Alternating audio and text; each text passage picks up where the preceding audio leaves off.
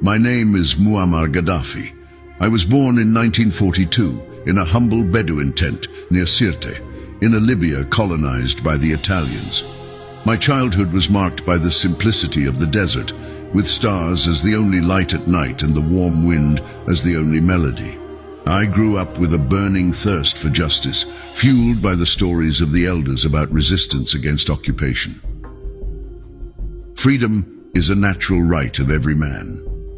This is what I deeply believed, and this belief led me to join the military academy in Benghazi. I was young, idealistic, and thirsty for change. In 1969, with a few fellow officers, we overthrew King Idris III. I was then 27 and became the leader of Libya. My reign was marked by an unceasing quest for independence and sovereignty for Libya. I nationalized the oil industry, ensuring the prosperity of my people. I also launched major projects, like the Great Man-Made River, to bring fresh water to all regions of Libya. One who has no ambition has nothing.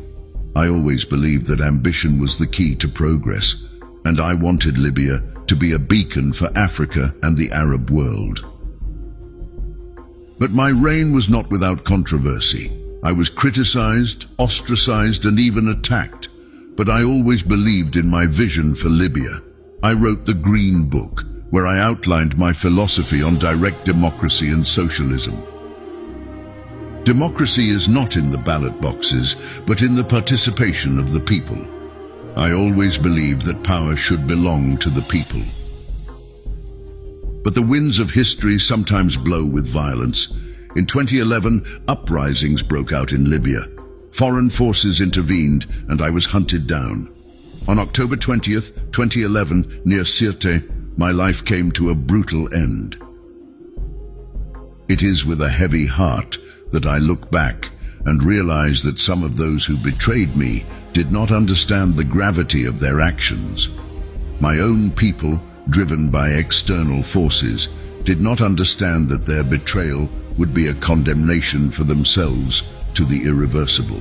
The West manipulated minds, sowing discord and division among my own.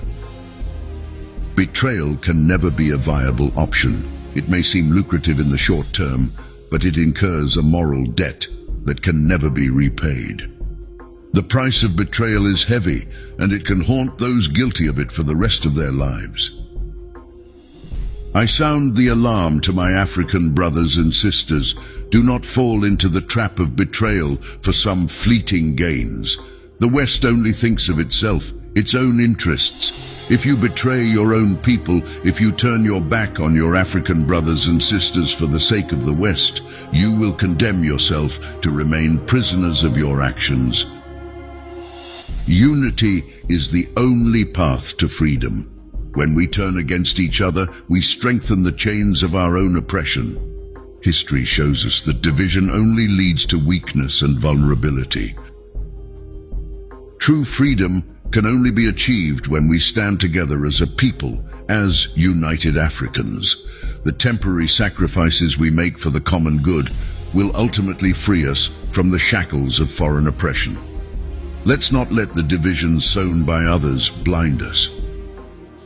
Today, I look from beyond, hoping that my words will serve as a constant reminder.